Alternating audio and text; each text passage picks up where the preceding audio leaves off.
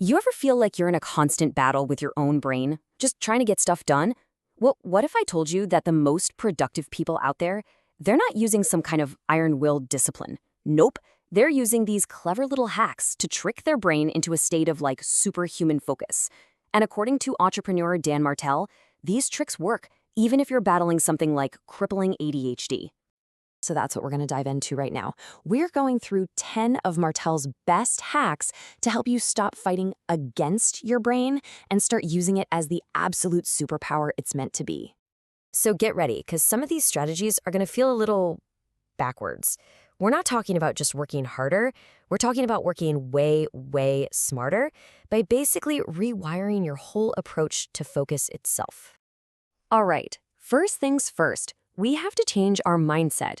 See, real focus doesn't start by adding more things, more apps, more lists, more goals. It actually starts with subtraction. It's all about filtering out the noise so you can finally hear the signal. And this right here, this is a huge mindset shift. The idea that success is a subtractive process. You don't win by doing more, you win by doing less, but making damn sure those few things are the right things. It's all about what you say no to. So what does this actually look like? Well, your first hack is to create a not to-do list. What goes on it? First, any low-value task you could possibly delegate or just get rid of. These things don't just waste your time, they kill your motivation. Second, your bad habits and vices. You know, like hitting snooze 5 times? That just drains your willpower before you've even started. And third, and this is a big one, identify the energy vampires in your life. Those people who just leave you feeling drained. And you gotta limit those interactions. They completely hijack your focus. This is such a brilliant way to picture the problem. You know the game Plinko, right? The little chip just bounces off dozens of pins, scattering its energy all over the place. That's how most of us live our lives. The goal here is to start removing the pins, the distractions, the bad habits, the energy drains, so your focus can just drop straight to the goal, no interference. And building on that idea of removing the pins, we get to hack number 2. The goal is to be publicly accessible, easy to find, but privately focused, meaning you're actually hard to reach. So what does that mean? It means turning off all those non-essential notifications. Schedule specific times to check your messages. You have to be the one who controls your attention, not some to-do list that everyone else creates for you. Okay, so we've filtered out the noise, we've played a little defense. Now it's time to go on the offensive. Instead of just blocking distractions, we're going to start proactively engineering our environment to actually create focus on demand. So many of us live our lives this way, right? We just wait around hoping that we'll randomly get in the zone or that inspiration is going to strike us like a lightning bolt. But honestly, that's just a recipe for totally inconsistent results. The truth is, that incredible flow state, that peak productivity zone we all crave, it isn't random. It can actually be triggered by design. You can build a system that basically tells your brain, hey, it's time to work now, making focus a habit, not just some happy accident. And here's exactly how you do it. You create focus triggers. This could be a specific location, like a chair in your house you only use for deep work. It could be a sound, like putting on noise-canceling headphones, or a very specific playlist with no lyrics. Or it could be a routine, like a little daily warm-up or a weekly planning session that just signals to your brain that it is go time. Okay, quick question for you. When you look at your to-do list for the day, where do you start? I bet, like most people, you try to knock out a few easy wins to build momentum. But Martell suggests a completely different, kind of wild approach. He calls it start on hard mode. Think of your to-do list like a meal. Starting with the easy stuff, that's like eating dessert first. Yep, it feels good for a second, but it just gives you a sugar rush and leaves no room for the actual nutritious meal. Instead, you need to identify your one thing. That's the hardest, most important task on your list, and you tackle that first. That's what builds real, lasting momentum. So, we've filtered the noise, we've designed our focus. Okay, now what? How do we keep that engine running?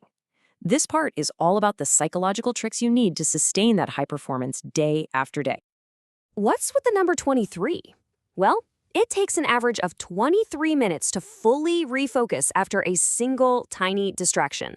23 minutes. That is the insane hidden cost of every single notification, every hey, you got a second interruption.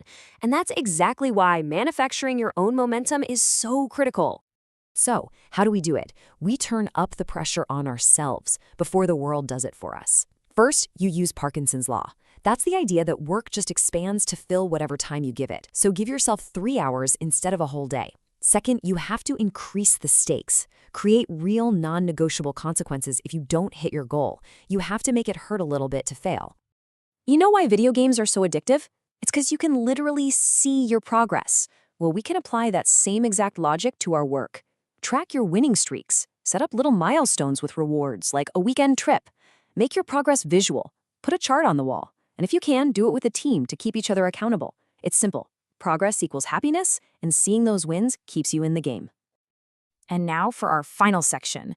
It is so important to remember that these hacks, they're not some rigid one-size-fits-all prescription. Think of them as tools in a toolbox. Your job is to experiment and build a personalized system that actually works for your unique brain. A massive part of this whole thing is managing your energy. If your mind is racing and you can't focus, one of the fastest ways to tame it is to just exhaust your body. You see, you don't have energy, you create it. So start your day with a proactive energy boost, like a quick workout. And then if you feel that afternoon slump, use a reactive boost. Even 45 seconds of push-ups can completely reset your mental state.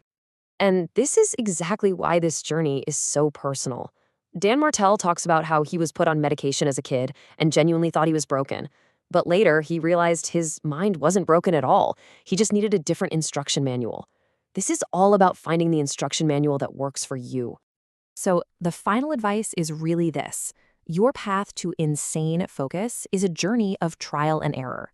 You've got to reflect on what's working and what's not, constantly tweak your system, try new things, and throw out what doesn't serve you anymore. And maybe most importantly, just don't give up on yourself. When it all comes down to it, these hacks are about reframing your challenges.